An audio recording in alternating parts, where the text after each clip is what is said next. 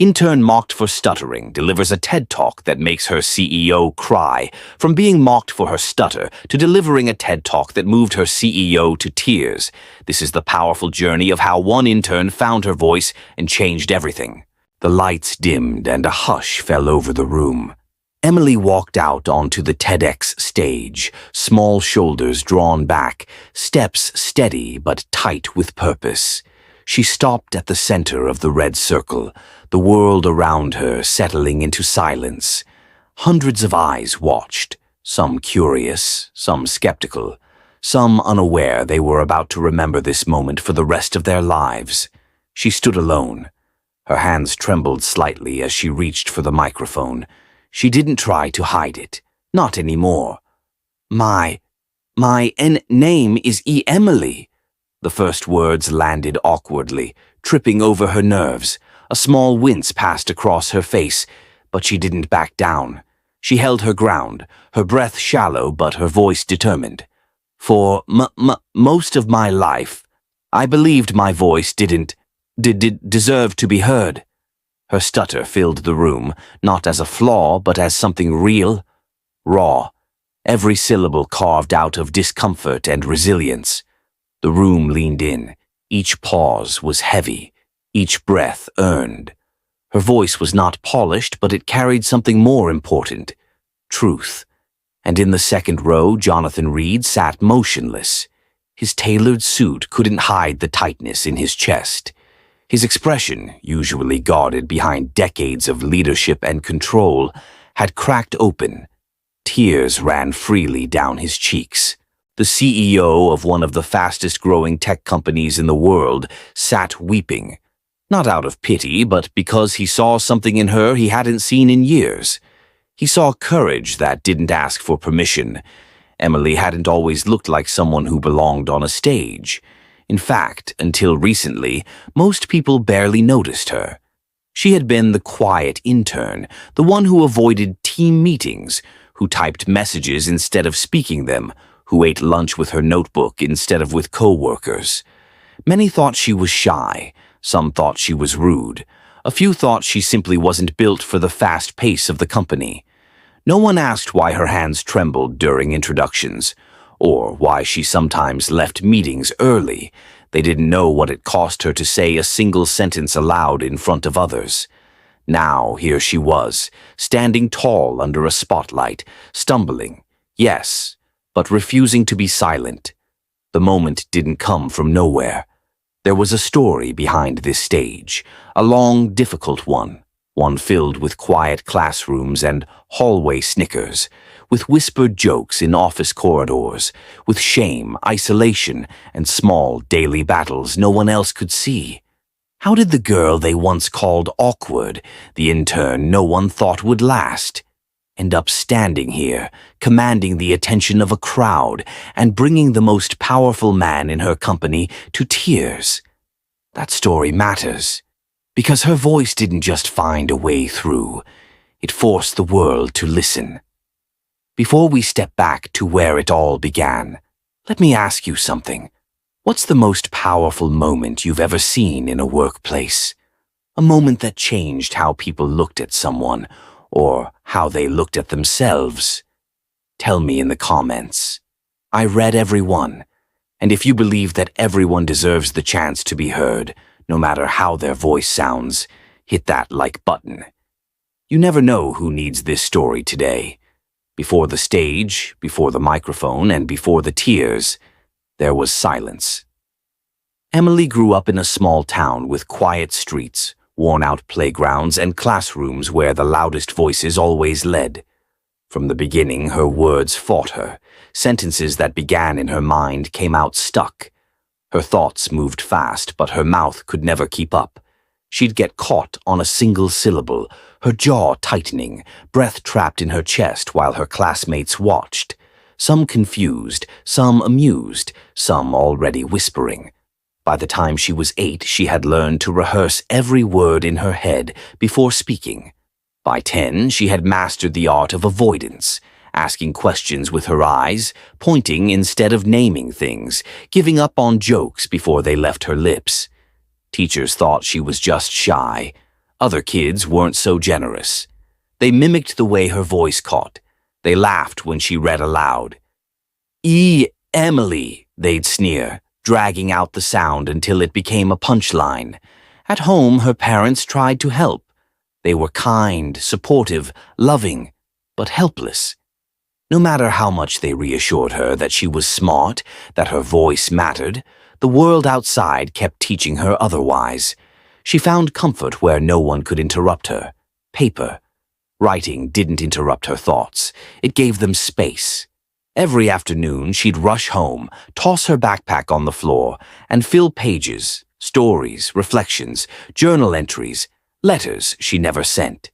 Her journals filled box after box under her bed, each one a quiet archive of a girl who had too much to say and nowhere safe to say it.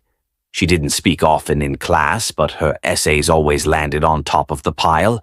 Teachers praised her for her insights, her structure, her heart. Still, when group projects came up, her voice faded behind others. She'd let her partners speak, nodding along, keeping her mouth shut unless absolutely necessary. In the background, always. When college came, she kept to the same pattern. She sat in the back of lecture halls. She submitted brilliant work via email. Her professors knew her name, but not her voice. She attended events, but rarely stayed for the conversations. She got used to being the quiet achiever, the one who exceeded expectations on paper but disappeared in person. Still, she dreamed big. She wanted to build things that mattered. She had notebooks full of ideas, campaigns, designs, bold strategies. So when she found out she'd been selected for an internship at InnovateX, the fast-growing tech and innovation company she'd followed for years, she felt something she hadn't allowed herself to feel in a long time. Hope.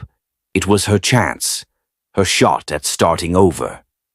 On her first day, she stood in front of the company's glass entrance, heart racing. The building itself was modern and open, with floor-to-ceiling windows and the hum of ambition in every corner. People moved fast, spoke faster. No one stuttered. She kept her introductions simple. "Hi, I'm Emily, the new intern." Her voice caught slightly on the word new, but no one flinched. They smiled, nodded, pointed her to her desk. She exhaled, grateful. For the first few weeks, she managed by staying invisible. She arrived early, answered emails promptly, delivered her work with care. She wrote thoughtful briefs and summaries. She took notes in meetings and sent follow-ups afterward instead of speaking up. She sat quietly during brainstorming sessions, nodding along while others bounced ideas off each other like tennis balls in a rapid match. She smiled politely in the lunchroom, but mostly ate at her desk. She didn't want to interrupt conversations. She didn't want the risk of fumbling a sentence in front of someone important. But every night she went home and rewrote the day in her journal. If I'd said something during the team check-in, would they have listened? Maybe next time I'll try. Just one sentence, one idea. She always planned to speak the next day. She always rehearsed what she'd say. But when the time came, the fear was louder than her voice.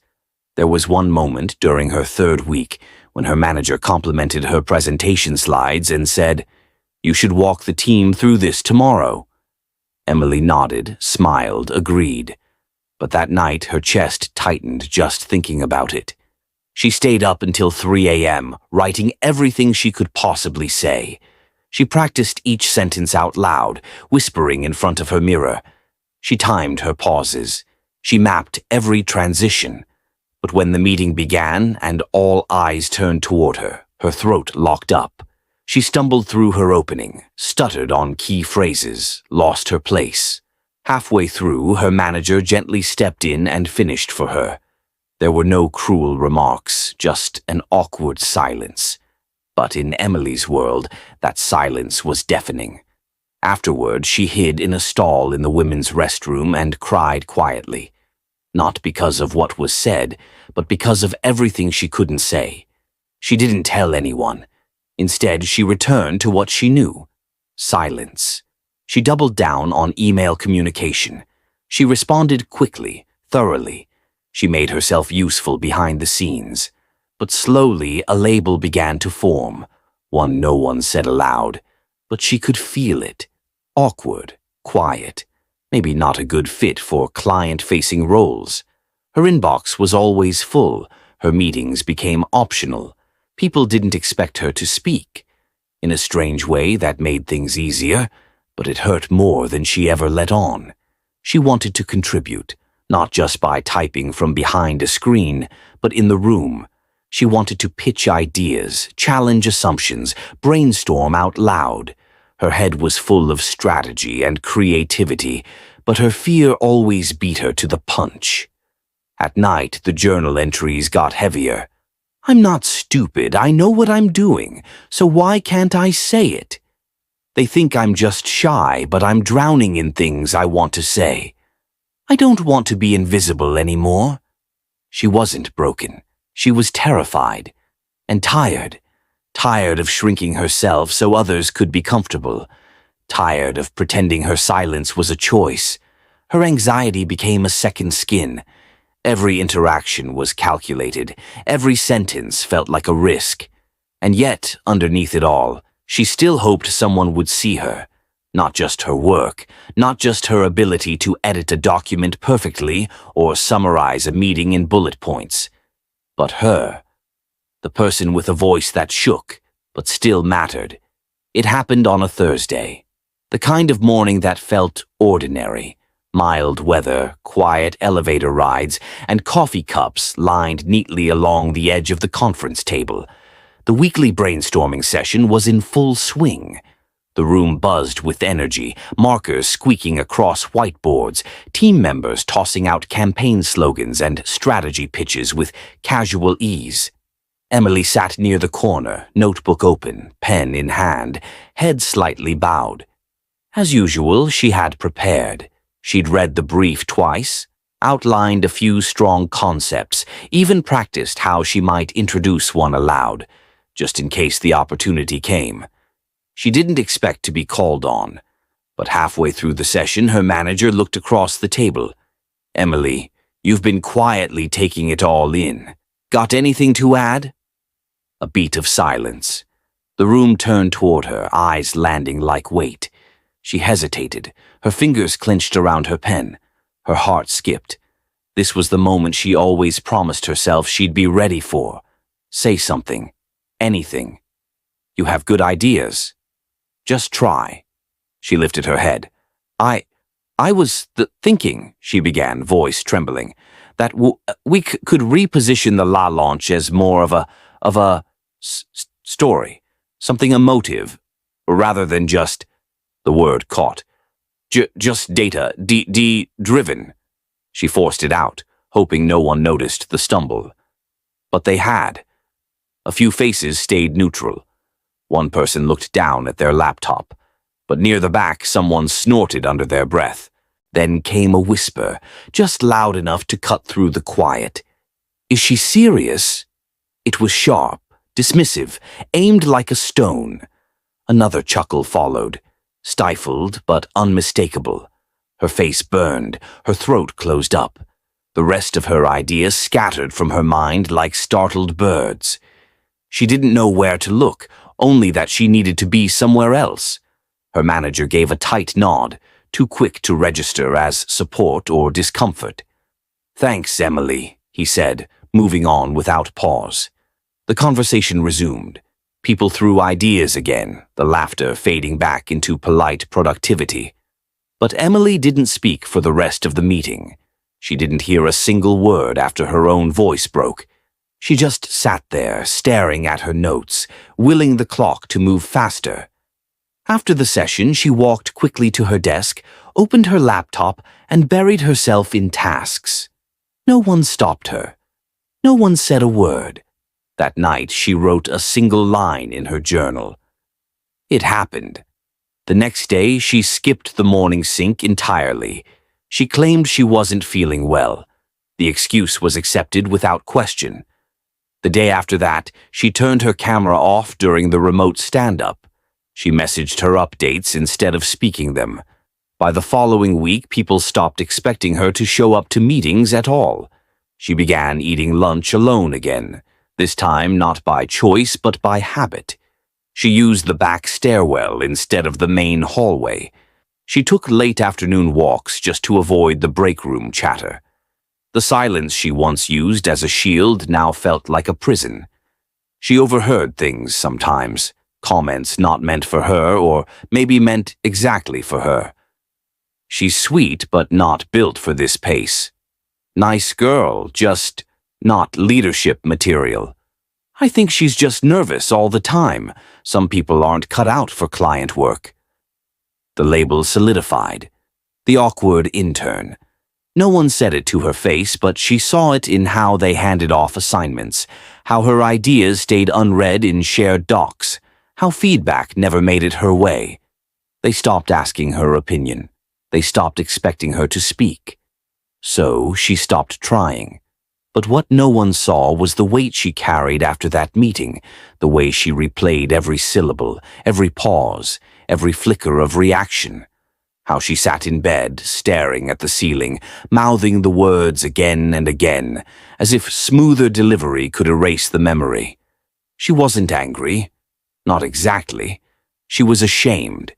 Ashamed that after everything, the journaling, the rehearsing, the late-night pep talks, she still couldn't speak without breaking. Ashamed that a single laugh could undo her so completely. The words were still there. The ideas hadn't gone anywhere, but now they lived in her throat like stones, too heavy to lift. No one followed up, no one checked in. That moment, just a passing exchange for some, rewrote everything for her. She started to believe it herself. Maybe her voice really didn't belong in that room. Have you ever felt that way? Like the second you tried to step forward, the world reminded you to stay small. Like one moment, one word, one glance, one laugh was enough to shut you down?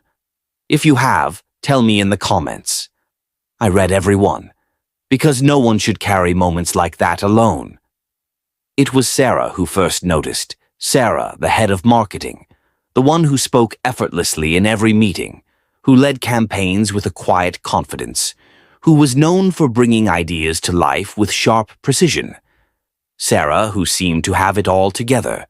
But Sarah also noticed things other people missed, like the way Emily always volunteered to handle the smaller tasks, but never spoke up during strategy sessions. The way she would nod quietly when ideas were tossed around, but never offered her own. Sarah could see it, how Emily's talent was locked behind a wall of self-doubt. She could feel the weight Emily carried. Sarah had been there herself many years ago, before she found her own voice.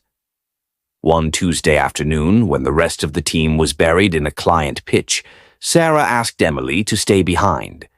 "Emily," Sarah said, her voice calm but direct, "can you come into my office for a minute?" Emily froze for a second, her heart skipping in her chest. She quickly wiped her hands on her jeans. Not again, she thought. What did I do wrong now? When she entered Sarah's office, she noticed how warm and inviting the space felt, full of books, plants, and soft lighting. It was the kind of office where ideas seemed to flow without restraint. Sarah sat behind her desk, looking up with a smile. She motioned to the chair in front of her. "Sit down. I wanted to talk," Sarah said, and her tone was different from the usual work chatter. There was something personal behind it. Emily hesitated but sat. For a moment, there was silence. Emily shifted uncomfortably in her seat, feeling the usual lump in her throat. She waited for the critique she had come to expect. But instead, Sarah spoke softly. "I've noticed you, Emily. You're incredibly sharp, and you have great ideas. You're just not sharing them." Emily glanced down at her hands, unsure how to respond. I don't know what you mean." Sarah leaned forward slightly. "You've been holding back. You've got a lot to offer. I can see it. But I also see that you're afraid. You're afraid to speak up, aren't you?" Emily swallowed. She sees it. Her throat tightened. She knows. She nodded just a little, too embarrassed to speak it aloud. Sarah didn't push, But her next words hit home in a way Emily wasn't prepared for. "You know, I used to be terrified of speaking in front of people. Even one-on-one conversations used to make me want to disappear.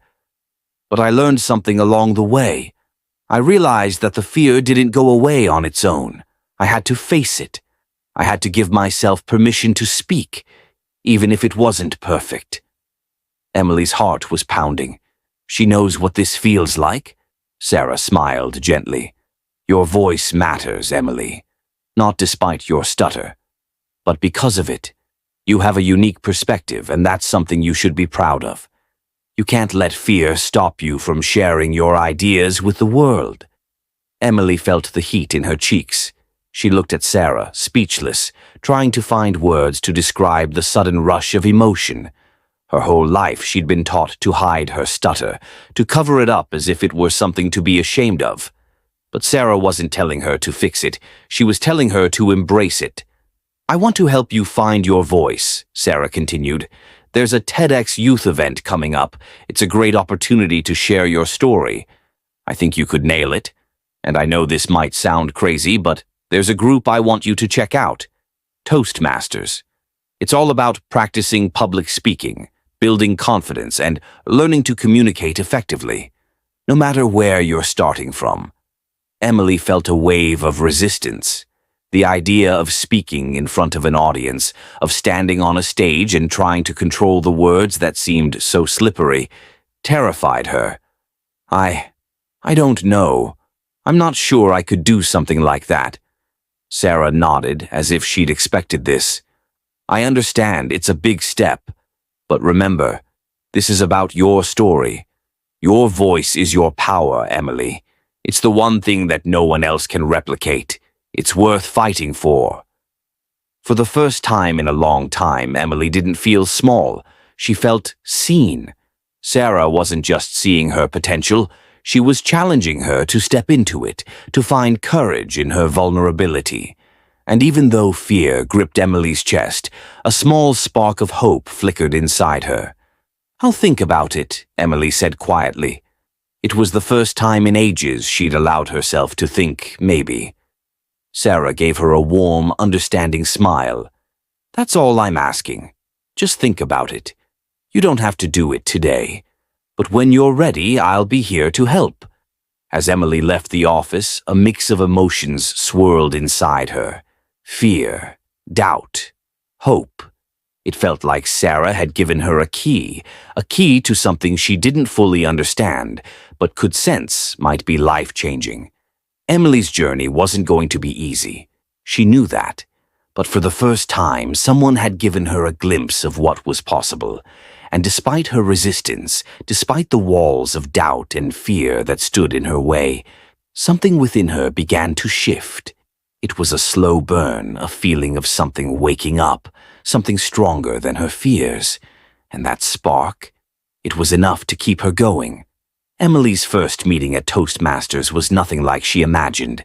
The room smelled faintly of coffee, and the walls were lined with posters of past speakers, their bright smiles frozen in time. A circle of strangers sat in plastic chairs, their eyes curious, their faces encouraging. Emily stood just inside the door, her heart racing. "What am I doing here?" she thought. "I'm not a speaker. I can't be a speaker." But she had made a promise to herself, just to show up. That was all she had to do. And so she did. A friendly woman at the door greeted her. "First time here? Don't worry, we'll take good care of you. Just relax. No pressure." That did little to settle the storm in Emily's chest, but she managed a tight smile and followed the woman to the back of the room. As the meeting began, Emily clutched the handouts in her lap. They spoke about the meeting's structure, the assignments people would take on, the objectives they would aim for in each round. But Emily barely heard it. She was lost in the sound of her own heartbeat echoing in her ears. Then it happened. The first speaker took the stage. A man with a soft voice but steady presence. He spoke of his love for storytelling, his passion for connecting with others through words. It was simple, yet powerful. He stammered a little, but it didn't matter. The audience hung on every word. When he finished, the applause was loud, warm, and then it was Emily's turn. Her stomach flipped as she stood. Her legs felt like jelly. She could barely keep her hands still. The only thing she remembered as she walked to the front was the question, "Can I really do this?" "Hi, I'm Emily," she began, her voice barely a whisper. I'm new here." Her breath caught in her throat. She hadn't planned on freezing. She tried to steady herself, focusing on her notebook in front of her. She didn't even look up. Her heart raced faster as if it could explode any second. I've been trying to work on speaking up. I've been, struggling with that a lot, actually. I have a stutter, and sometimes it, makes it hard for me to say what I want to say." The words spilled out, uneven and jagged, but she kept going. The group was quiet, watching her. Some seemed to be holding their breath, others nodded gently, giving her space. And then she heard it. A soft clap, then another, and another. The entire group was applauding her. They weren't laughing. They weren't judging. They were supporting.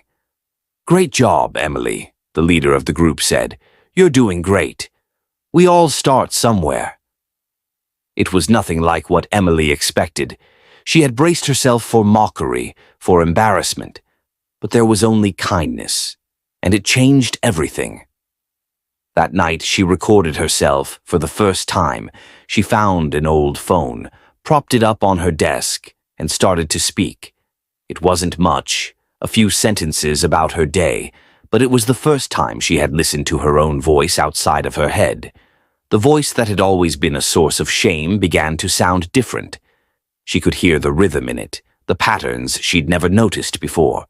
She wasn't just stuttering. She was speaking, imperfectly, but she was speaking. She played the recording back several times, studying it.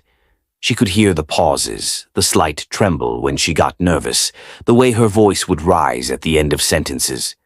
But she also heard her determination, the rawness of her truth, and it made her smile. Every week she came back to Toastmasters.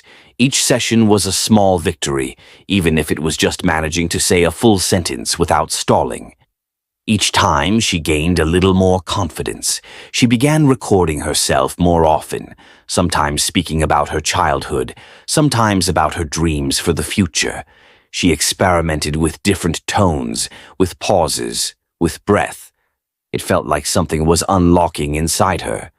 One night she sat at her desk, notebook open. She had an idea. It was time to write the story she had never told anyone. Her story. She scribbled furiously, letting her thoughts pour out in a stream of consciousness. She wrote about the bullying, the loneliness, the moments of silence when she wanted to speak but couldn't.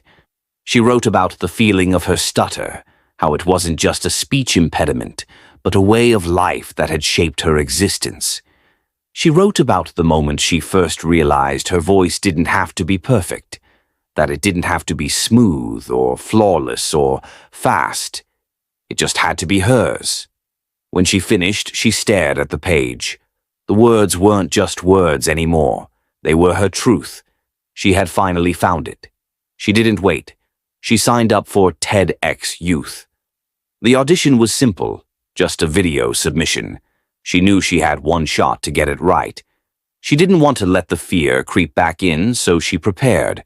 She practiced every line, recorded every version of her speech. And then, one morning, she hit submit. Days passed. Then, one afternoon, as she was sitting at her desk at InnovateX, the email notification popped up. "You've been selected to audition for TEDx Youth." Her heart stopped. Her mind whirled. She'd made it. But that wasn't the biggest moment. Not yet. What she didn't know as she stared at the email in disbelief was that her voice, her true, raw, unpolished voice, was about to become the most powerful tool she had. Her TEDx talk would change everything, for her and for everyone who had ever heard her struggle. This was just the beginning. Her journey was far from over, but now she knew it wasn't about fixing her stutter.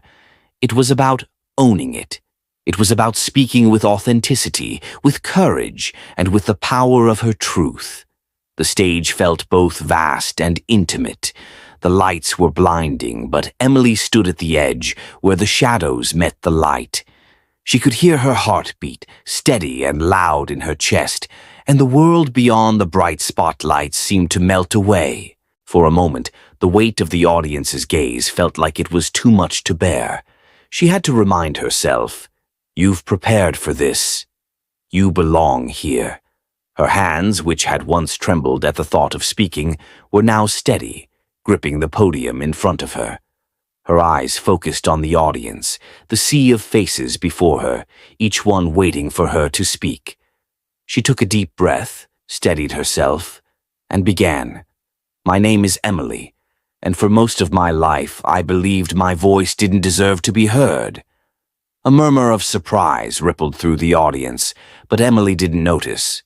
She was lost in the words, her words, finally free from the cage she had built around them. The years of silence, the years of fear, were all building to this one moment.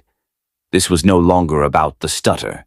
This was about the truth she had carried for so long, and the courage to finally set it free.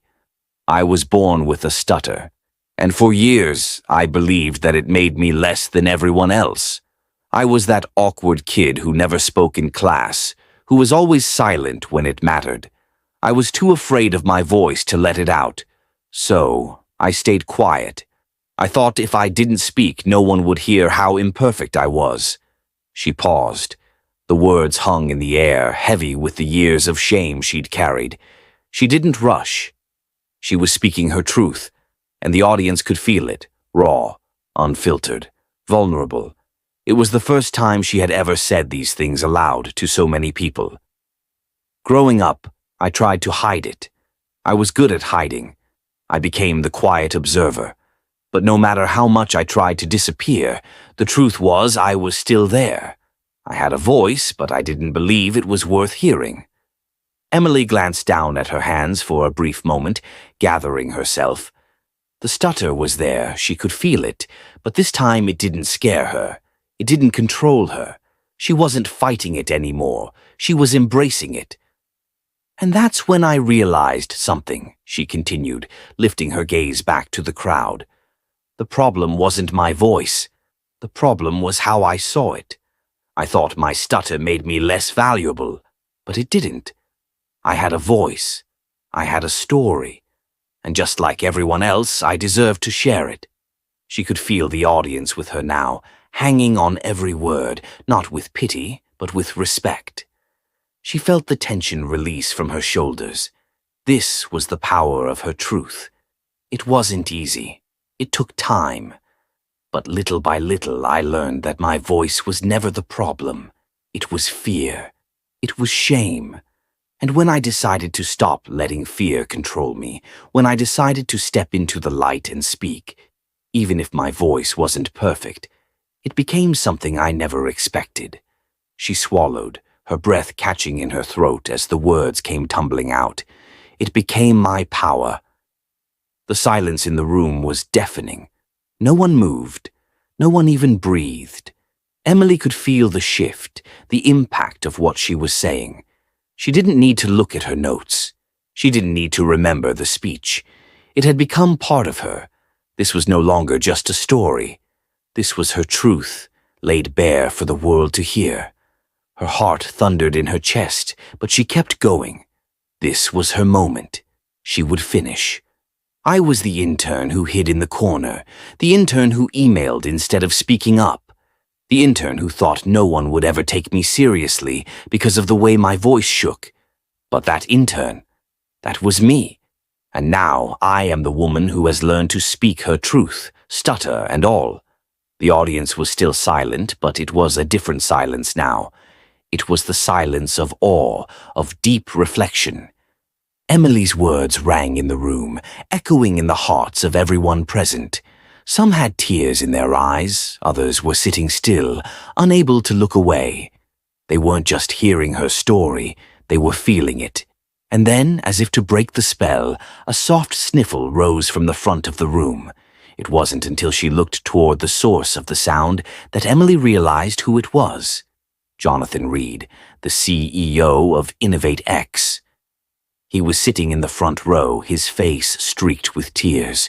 She had never imagined he would be here, let alone that he would be so moved by her words. But there he was, wiping his eyes, overcome with emotion. In that moment, Emily's breath hitched. The CEO, the man who had watched her struggle silently for so long, was visibly affected by the very thing that had made her feel invisible for so many years. She finished her speech with one final thought. I was never broken. I just needed to be heard. And now, I'm finally speaking. The room erupted in applause, but it wasn't just applause. It was a standing ovation. It wasn't just a recognition of her bravery. It was a celebration of her truth. As Emily stepped down from the stage, her legs wobbled, but she felt a strength she had never known. For the first time, she didn't feel small. She didn't feel like an imposter. She was Emily, and her voice mattered.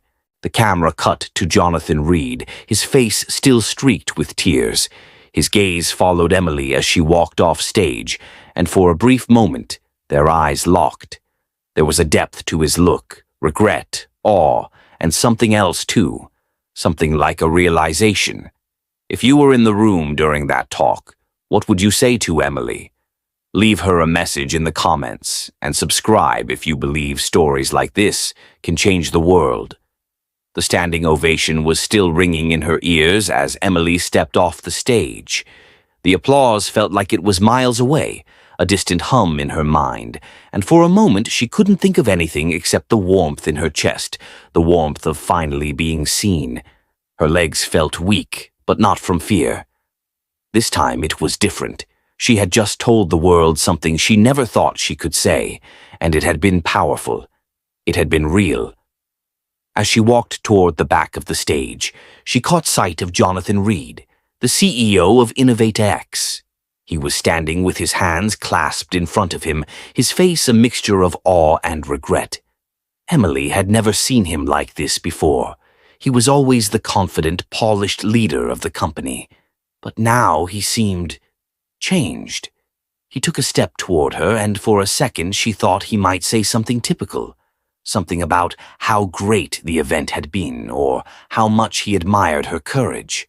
But instead his voice was quiet, almost uncertain. Emily, he said, his voice thick with emotion. I can't tell you how sorry I am. Emily froze, unsure of how to respond. Jonathan Reed, the man who had run InnovateX for over a decade, was apologizing? To her. I should have protected you sooner. I should have recognized your value long before today. I should have seen the pain you were carrying and done something about it. He paused, his eyes searching hers. You just taught me more in 10 minutes than I've learned in 10 years. The words hit her like a wave. Emily blinked, trying to process what he was saying. She had spent so long believing that she wasn't worth protecting, that her voice didn't matter enough to be heard. And yet, here was Jonathan Reed, someone who had the power to change things, admitting that he had been blind to her struggle. The moment felt surreal, like something she had dreamed about but never expected to happen. Jonathan took a deep breath, his hands now nervously adjusting his tie. I can't change the past, but I can change the future. And I will, starting today. Emily didn't know what to say. She wanted to speak, to thank him, to express all the emotions she was feeling. But the words wouldn't come. Instead, she nodded, feeling a lump in her throat. Jonathan continued, his voice gaining strength. I'm going to launch a company-wide initiative, workshops on empathy, on diversity, equity, and inclusion. This isn't just about you, Emily. This is about everyone who's ever felt like their voice didn't matter. I want us to create a culture where every person can speak freely, without fear of judgment, and be truly heard. Her heart swelled. She had dreamed of moments like this, of someone seeing not just her, but everyone like her, and doing something to make the world better. But she never thought it would be Jonathan Reed who would take that step. Your story, your courage, it's changed the way I see leadership, and it's changed the way I see this company. I want you to lead our new inclusive leadership initiative. I want you to be the voice that shapes our future." He hesitated, then added, "I don't think there's anyone better suited for the role." Emily blinked, her breath catching. She hadn't expected this offer, this responsibility. But as the words settled in her mind, she knew what it meant. It wasn't just about a promotion. It was about creating real, lasting change. It was about ensuring that no one in this company would ever have to hide their voice the way she had. "Are you sure?" she asked, the words coming out before she could stop them. Jonathan smiled softly, his eyes sincere. "Absolutely. You've already shown the world what it means to lead with courage. I have no doubt you'll do the same here." Emily stood in front of him, trying to absorb the gravity of the moment. She had gone from the silent intern, the one everyone overlooked, to someone who was now trusted to shape the future of the company.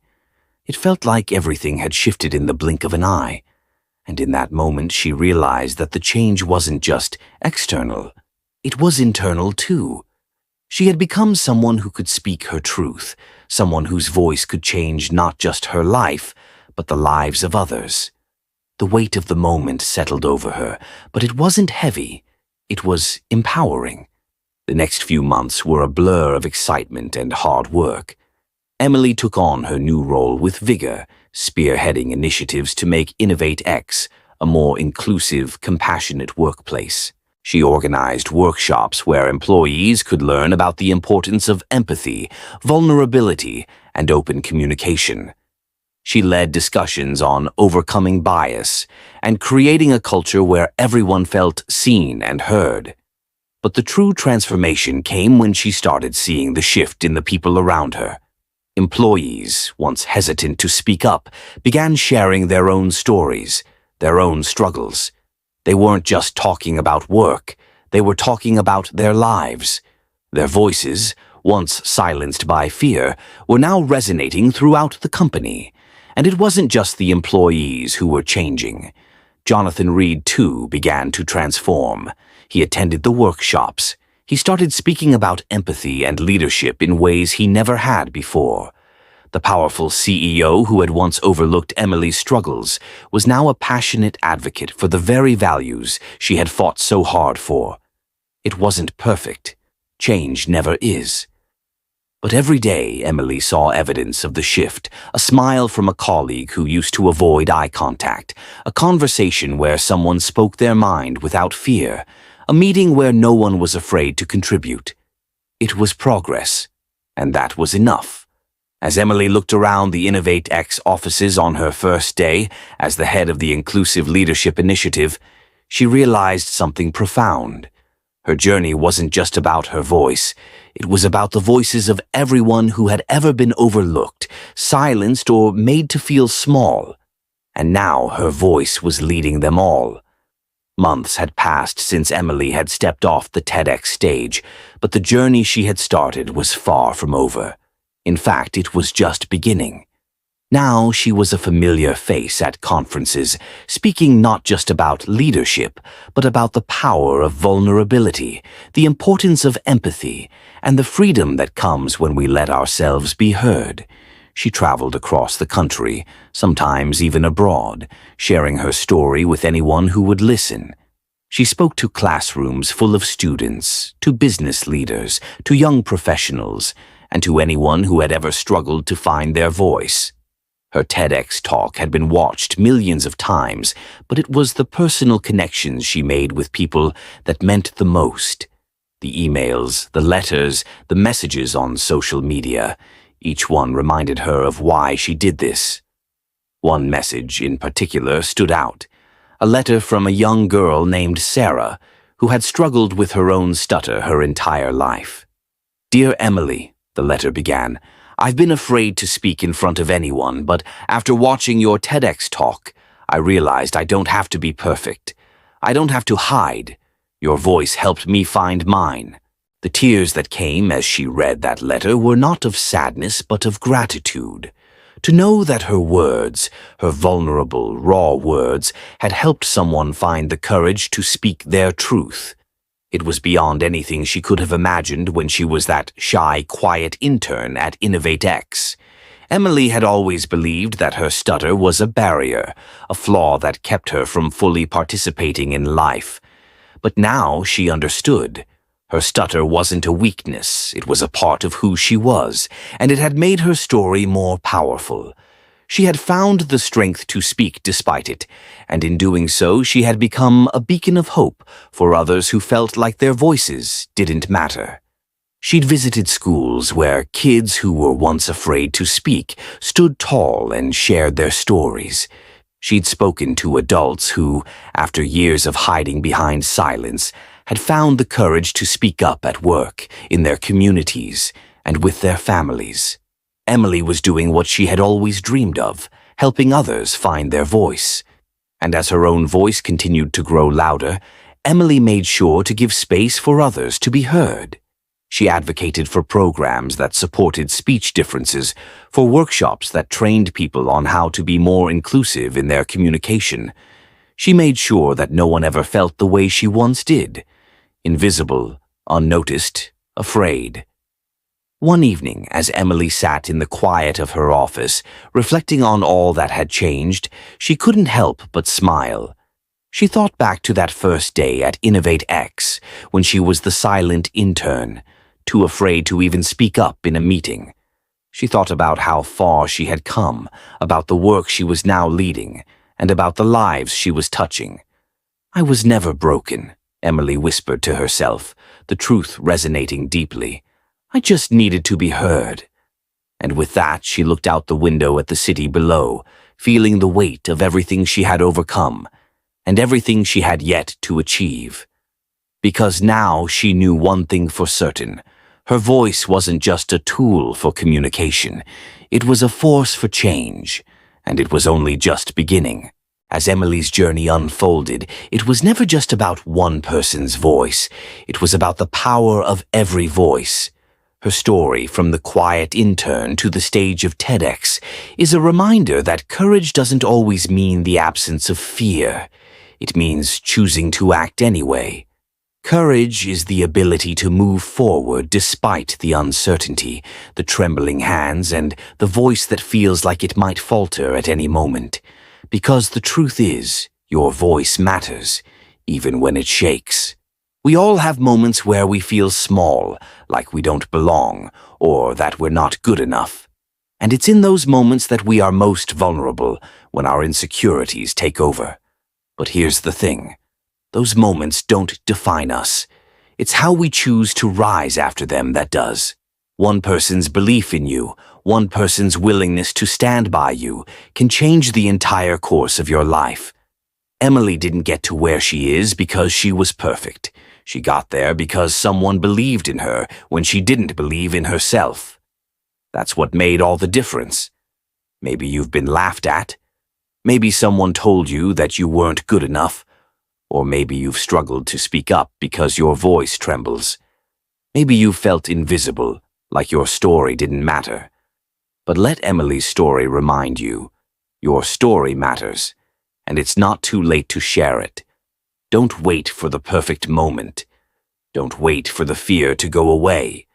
Speak your truth, no matter how uncertain it feels. Your voice is powerful. Your story is worth telling. So, what's your story? What's the one thing you've always wanted to say, but never had the courage to? I want to hear it. Drop it in the comments below. Share it with us. And if this story moved you, if you believe the world needs more voices like Emily's, hit subscribe and share this video with someone who needs hope today. Because remember, it only takes one voice to inspire 1,000, and that voice could be yours.